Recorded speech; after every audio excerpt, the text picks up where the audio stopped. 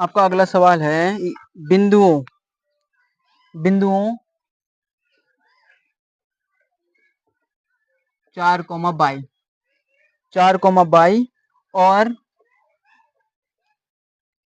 12, 3 के बीच की दूरी के बीच की दूरी 10 मात्रक है 10 मात्रक है।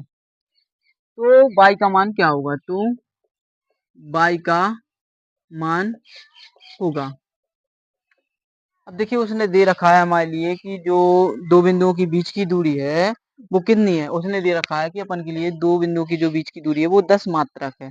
मात्रक का कहने का मतलब होता है जैसे मान के चलो अपन कोई मात्रा को नापते हैं, जैसे अपन कोई द्रव्यमान वाली या कोई द्रव्य से संबंधित या फिर कोई और चीज नापते हैं गैस से संबंधित, तो उनका अलग अलग एक मात्रक होता है। ऐसे यहाँ पे दूरी का उसने मात्रक दे दिया कि 10 मात्रक है। ठीक है, तो हमें पता है कि जो दो बिंदु हैं वो कौन कौन से हैं। एक तो है 4, 22 और एक होता है 12, 22। ये उसने दिया है 12, 22। अब देखिए जो पहला वाला होता है जो होता है भुज, पहला वाला होता है वो क्या कहलाता है? अपना भुज। और भुज को लिखते हैं हम एक्स से। ठीक है, और कोटि होती है उसको लिखते हैं हम बाई से। ठीक है, जो भुज होता है वो एक्स है और जो कोटि है वो कैसे लिखते हैं? बाई से। अब यहाँ पे देखिए एक्स और बाई यहाँ पे दो दिए हुए हैं तो इसको मान लेंगे x1 और ये y1 और ये x2 और y2। अब उसने क्या दिया है? दो बिंदुओं के बीच की दूरी, इन दो बिंदु ये दो बिंदु है, दो बिंदुओं के बीच की दूरी उसने दी है 10 मात्रक। तो हम पहले लिख लेते हैं, दिया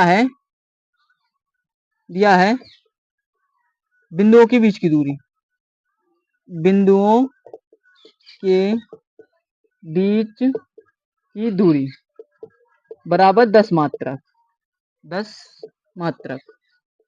अब पहले हम फॉर्मूला लगाएंगे। दो बिंदुओं के बीच की दूरी का फॉर्मूला होता है, दो बिंदुओं के बीच की दूरी का फॉर्मूला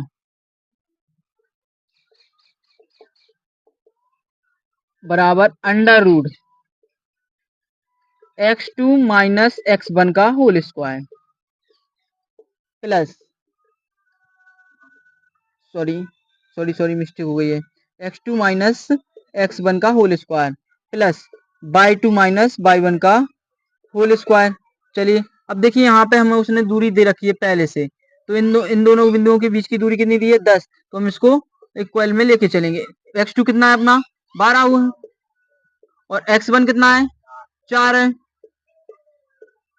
और y2 कितना है अपना? 3, और y1 बाई है। चलिए 12 में हमने 8 को घटाया, कितना बचा? 8। 12 में सॉरी हमने 4 को घटाया तो कितना बचा? 8। और 8 का वर्ग कितना होगा? 8 का वर्ग 64 होगा, तो 64।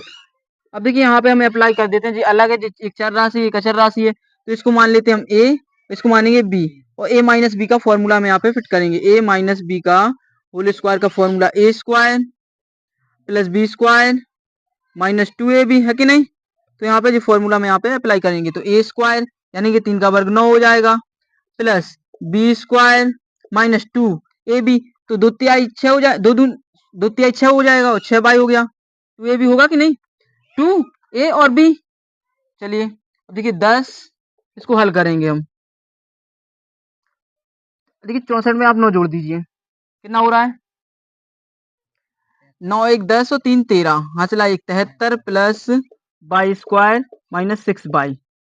अब देखिए ऐसी अगर कंडीशन बन जाती है, यहाँ पे रूट है वहां पे कुछ और है, तो हम क्या करेंगे? दोनों ओर वर्ग कर देंगे। ठीक है, स्क्वायर ऑफ बोथ साइड, यानी कि दोनों ओर वर्ग करेंगे, तो लिख देते हैं दोनों ओर वर्ग, दोनों ओर वर्ग, दोनों ओर वर्ग करेंगे यदि हम, तो 10 का वर्ग कितना हो जाना है?